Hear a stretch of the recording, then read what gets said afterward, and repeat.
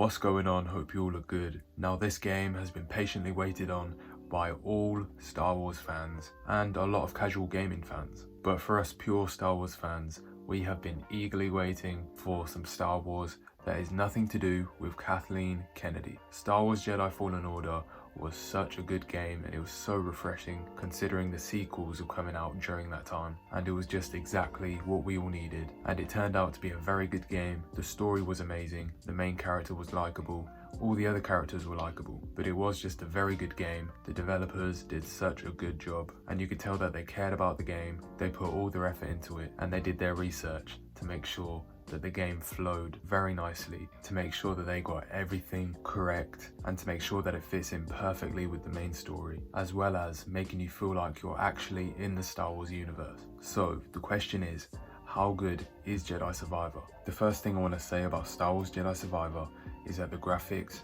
are so amazing. Honestly, I never thought I'd see another game with graphics nearly as good as God of War Ragnarok. God of War Ragnarok is absolutely beautiful, and I thought it was so unique, and I thought that no other game would reach that level anytime soon. But after playing Jedi Survivor, I have to say that the graphics are nearly as good as God of War's. Not quite as good, there's some jankiness here and there. It isn't exactly on the same level as God of War, but it's definitely close. It's a beautiful game. Now onto the combat. Now this did have some problems. Honestly, the issues I have with the combat in this game are the same issues I had with the combat in Fallen Order. I don't know why, but for some reason, there's always this jankiness feel to it. It's not really smooth. Sometimes you try and move out the way. Unlike the combat in God of War, where you can cancel out a move. Let's say if you're going to attack the enemy, you can cancel that out to parry. Let's say you want to dodge the enemy's attack. In God of War, you can dodge it if you time it well enough. It's that simple. If you time it, you can dodge. But in this game, sometimes you have to finish your animation. You cannot cancel out certain moves to dodge. So sometimes you end up being hit just because the game does not allow you to make the decision you want to make, which was so frustrating in the first game, and it's as frustrating here. Literally, throughout this whole game, you're taking on more than one enemy most of the time. It's hardly ever a one-on-one battle, because that's just how the game works. Most of the combat and the difficulty with it is to do with just being overwhelmed. The more enemies you have around you, the more chaotic it is, so you have more of a chance of getting hit as all the enemies attack at once. That's where the difficulty comes in. It's not like Assassin's Creed, where you'd be surrounded by enemies, but only one will attack at once. In this game, if you're facing off against 3 melee weapon enemies, sometimes you cannot dodge fast enough. The dodge button in this game is pretty poor, I'm not gonna lie. Sometimes it works, sometimes it doesn't. You can't rely on it, which takes me to another comparison with God of War, considering both games are kind of similar in the way they work. But God of War just does everything slightly better, in my opinion. But in God of War, when 2 enemies attack you, you can react before the second enemy comes and attacks you. Even if 2 enemies attack at once, you can parry so quickly and dodge. Or, I don't even know if this is meant to happen, but sometimes I've parried 2 at once, which makes the combat flow a lot more, and it rewards you for great timing on your parry. So yeah, basically you're not always rewarded for your skills in the game. You can be more skilled than the next person, but you're still going to face the same problems. You're still going to have 3 enemies attack you at once, and there's nothing you can do about it. Or you'll have an enemy attack you half a second after another enemy, and in that time you just cannot do anything. The dodge is so slow, it's delayed, and sometimes the parry just doesn't work. And there's so many unblockable attacks. Like honestly, it feels like over half the attacks that come your way in this game are unblockable. And so when you're fighting a group of enemies, sometimes there's just nothing you can do. Like I said, the dodge doesn't always work, it's delayed, and there is just nothing you can do about it.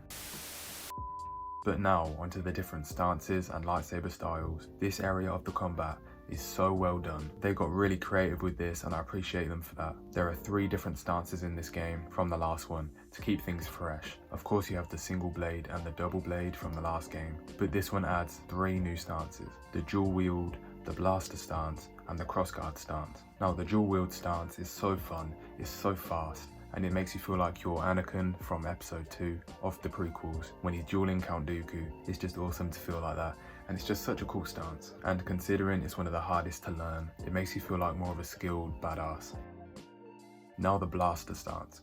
This one is so enjoyable. This is probably the best stance in the game, because you're never out of range. With any other stance, there's always a time where you're not fighting or you're not attacking back at the enemy because you're not in range. Like, of course, some stances have a lightsaber throw. In fact, most of them do, but you can only do about 2 of those before your force meter runs out, and you have to wait for it to come back. But with the blaster stance, you get so many bullets, and when you need to reload your ammo, all you have to do is hit into the enemy, which is a great mechanic because it makes the combat flow and it makes you feel like a badass because you're going in and out of using the gun and using the lightsaber. It makes you have to use them as a combo, and it just looks very cool and it's so fun. The blaster stance is actually the main stance I used in my first playthrough, along with the double-bladed.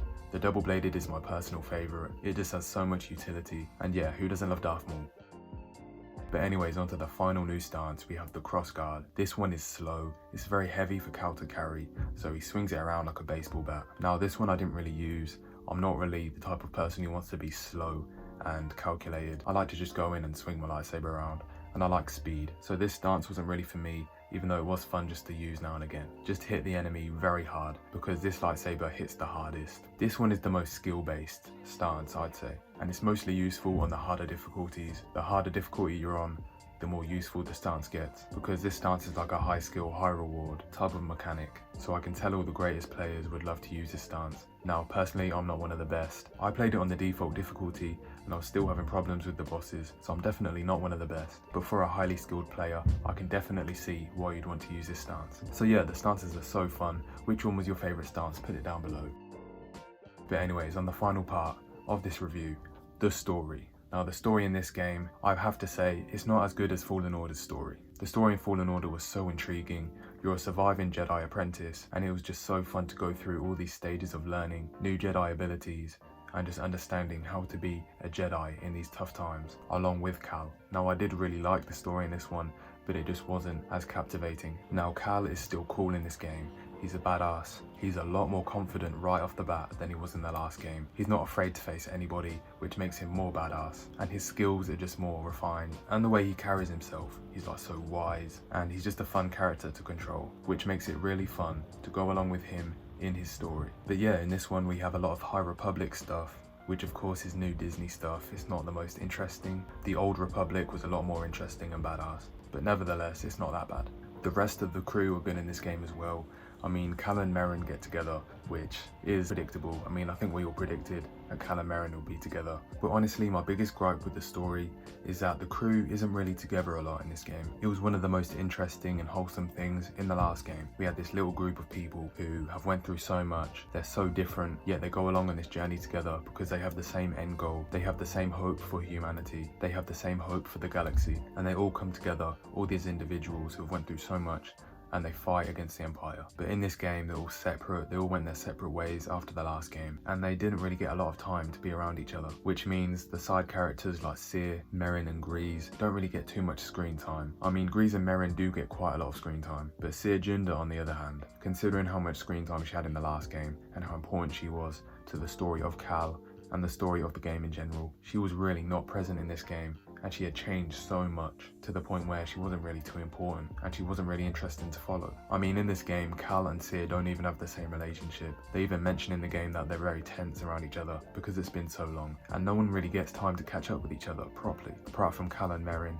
and Grease and Cal a little bit. But there just wasn't enough time in between the main characters for the story to be as interesting as it was in the last game. Dagan, on the other hand, the High Republic Jedi that was killing other Jedis, was a badass character, and he spoke a lot like Anakin does, in the same tone and with the same attitude. So naturally, he just reminded me of another Anakin. The guy who played him so well. I've never heard anyone in Star Wars speak so much like Anakin than that guy. And he was a badass. So I really liked him. I'm happy that they made the High Republic character interesting, because the High Republic isn't really interesting overall. So Dagan is a great way to represent the High Republic storyline. And his sidekick Rayvis, I thought he was cool. His voice was awesome. Now of course we all know who the main villain is, the guy who was coming along with us the whole time, throughout the whole journey.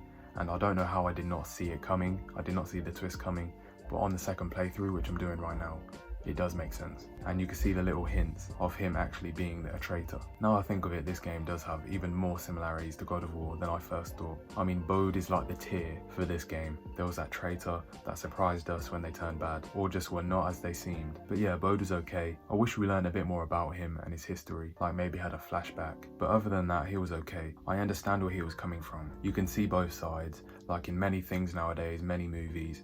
The villains have a justified reason for what they're doing, and it's on the viewer to kind of decide which side they're on, who they relate more to. And so yeah, Bode had an understanding backstory and a reason Basically, in other words, he had that Killmonger effect. But anyways, yeah, that'll be it for the review. What do you think about it? Put it down below. What's your opinion on the game? Did you enjoy it? Is it better than Fallen Order? Let us know down below, and I'll see you on the next one.